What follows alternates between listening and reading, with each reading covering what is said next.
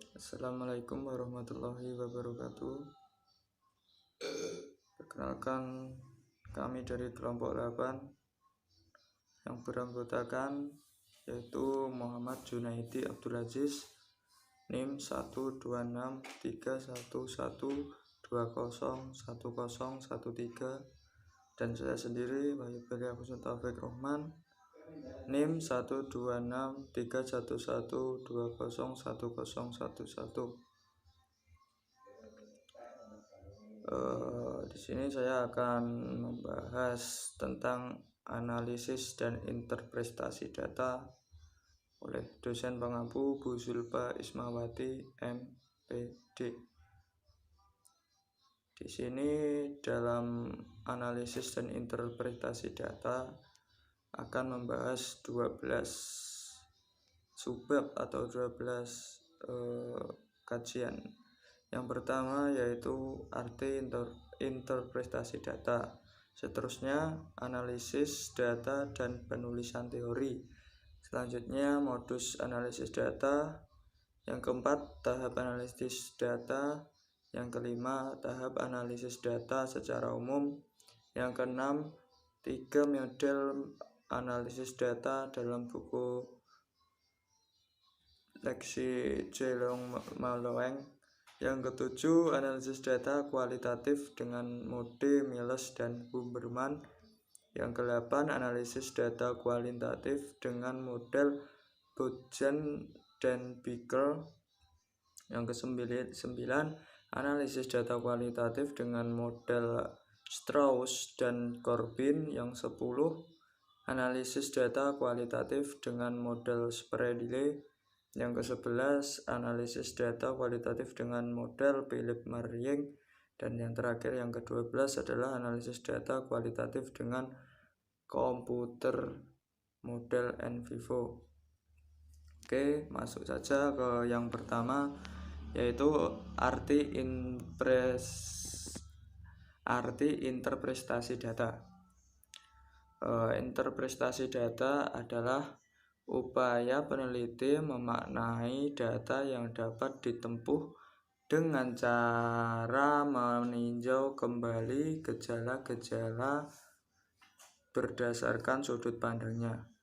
Perbandingan dengan peneliti yang pernah dilakukan misalnya oleh peneliti lain. Interpretasi data adalah proses memberi arti dan signifikan terhadap analisis yang dilakukan, menjelaskan pola-pola deskriptif, mencari hubungan dan keterkaitan antar deskripsi data yang ada, yang dikemukakan oleh Berners-Lee dan Ellis 1992.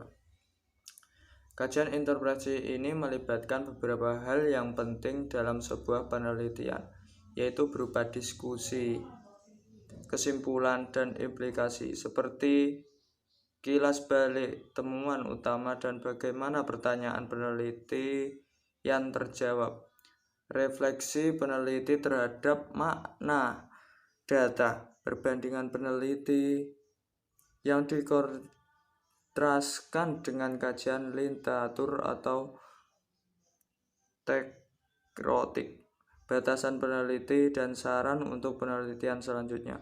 Dalam interpretasi dibahas bagaimana cara mengemukakan makna atau aplikasi atau implikasi dari data yang diperoleh. Hasil interpretasi data digunakan untuk mengevaluasi proses dan hasil perbaikan pembelajaran yang dilakukan. Selanjutnya yang kedua, analisis data dan penulisan teori.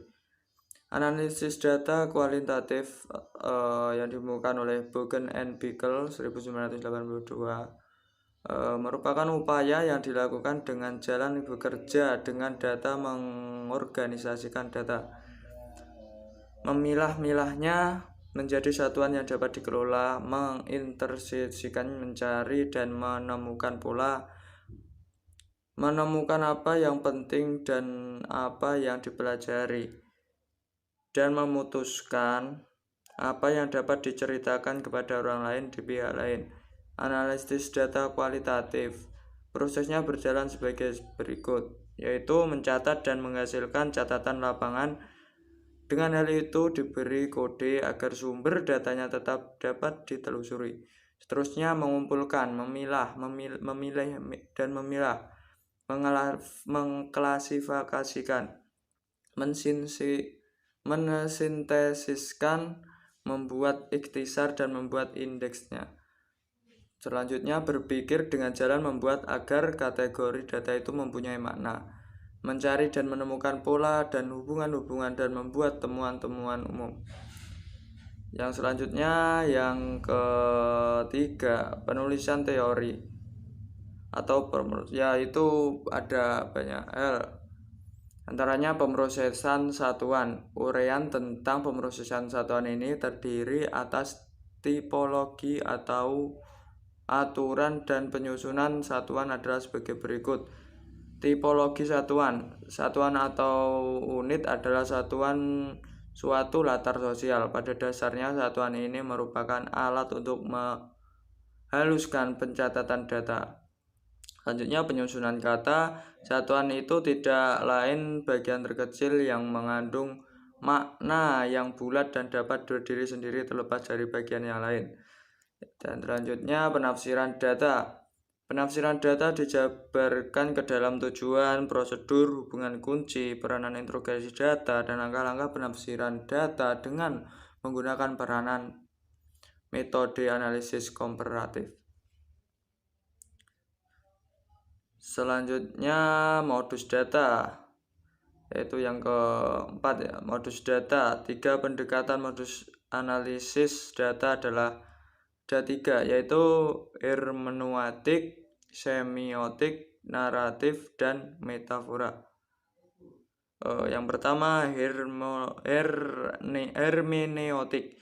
Hermeneutik adalah landasan filosofi dan merupakan juga modus analisis data sebab filosofi pada pemahaman manusia.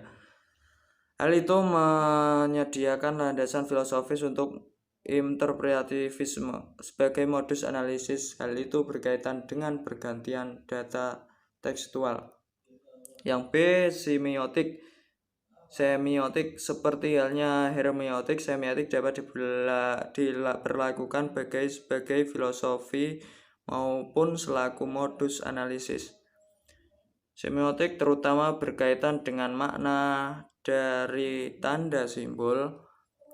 Dalam bahasa gagasan penting adalah kata-kata atau tanda dapat ditugaskan terutama kepada kategori optual, dan kategori ini